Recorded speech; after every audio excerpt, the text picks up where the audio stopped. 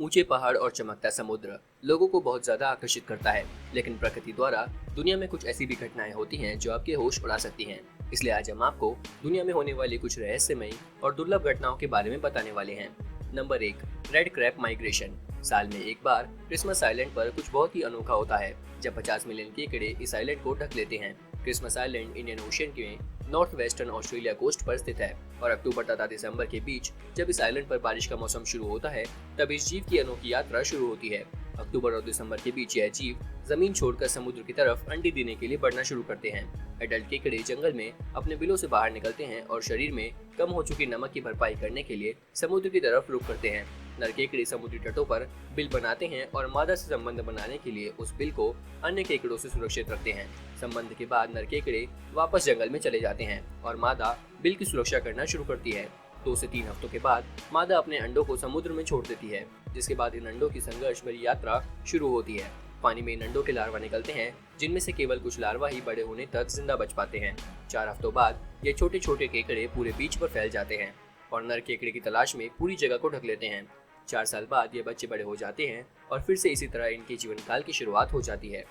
Number 2, new island formation. समुद्र में जमीनी सतह आज से करोड़ों साल निकली थी, इसलिए आज किसी ऐसी घटना को देखना बहुत मुश्किल है, पर नामुमकिन नहीं। वॉल्केनिक आइलैंड के बारे में आपने कई बार सुना होगा, जब पानी के नीचे ज्वालामुखी विस्फोट की वजह से एक नया आइलैंड पानी से बाहर निकलता है, और इसी तरह आइसलैंड भी बना था। लेकिन अब ऐसा ही कावाची वॉल्केनो के साथ हो रहा है। ये ज्वालामुखी साउथ वेस्ट पैसिफिक ओशियन का सबसे सक्रिय ज्वालामुखी है और साल 1939 में पहली बार विस्फोट के बाद 8 बार समुद्र सतह पर आकर वापस पानी में समा चुका है। साल 2003 में हुए विस्फोट के बाद इस जगह 15 मीटर ऊंचा एक आइलैंड बना था, जो जल्दी ही पुनः पानी में समा गया था। इसलिए साइंटिस्ट कावाची वॉल्केनो पर नजर रखे हुए हैं और उनका मानना है कि एक दिन यहाँ असली आइलैंड हमें देखने को मिल सकता है। Number 3, ice disk. यह घटना एक जमे हुए बर्फीले पहिए को बनाती है और इस तरह की किसी संरचना को देखना बहुत दुर्लभ है। इसी तरह की एक डिस्क वेस्ट ब्रुक की मेन सिटी की प्रिसम स्कॉट नदी में देखने को मिली थी और यह नदी इस शहर से होकर गुजरती है। आंकड़ों के मुताबिक बर्फ से बनी यह डिस्क 300 फीट चौड़ी थी और यह डिस्क अपनी तरह की एकमात्र ऐसी डिस्क है। हालांकि इससे पहले भी एलियन स्पेसक्राफ्ट जैसी दिखाई देने वाली इन डिस्क को खोजा जा चुका है। रिसर्चर्स के मुताबिक यह डिस्क पानी के तापमान में होने वाले दबाव की वजह से घूमती है। आइस डिस्क दुनिया में हर जगह यानी रूस से लेकर वॉशिंगटन तक देखी जा चुकी है।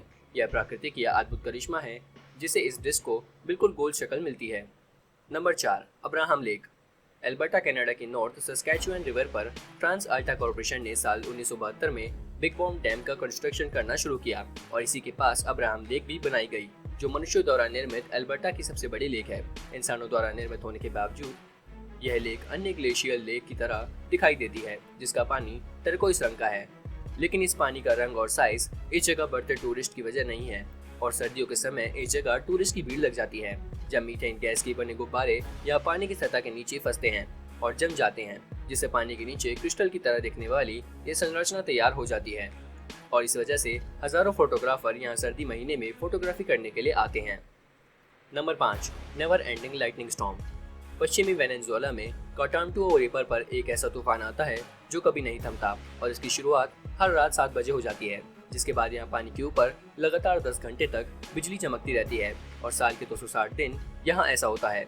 इस घटना की पुख्ता वजह कोई नहीं जानता, लेकिन ऐसा कहा जाता है कि यहाँ पत्थरों में यूरेनियम की मात्रा की वजह से ऐसा है, जबकि साइंटिस्ट द्वारा तैयार थ्योरी के मुताबिक यहाँ मौजूद पहाड़ से आने वाली गर्म हवाएं एंडीज से आने वाली ठंडी हवाओं से टकराती है, जिसके बाद ये टकराव में पानी से बनने वाली भाप और पास ही मौजूद एयरफील्ड ईंधन का काम करती है। यह केवल एक थ्योरी है और इस घटना का सच आज भी अनसुलझा है, लेकिन साल 2010 में एक दिन अचानक यहाँ बिजली गिरना बंद हो गई थी और 6 हफ्तों तक सब कुछ शांत था। लेकिन फिर 6 हफ्तों बाद यहाँ फिर से बिजली गिरना शुरू हुई और आज भी यह जारी है।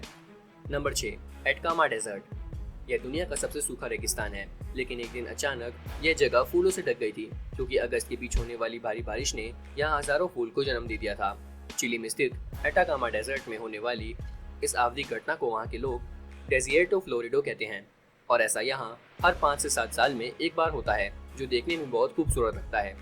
तो दोस्तों, आपको हमारी ये स्टोरी कैसी लगी हमें कमेंट करके जरूर बताएं और हमारे चैनल को सब्सक्राइब करना ना भूलें।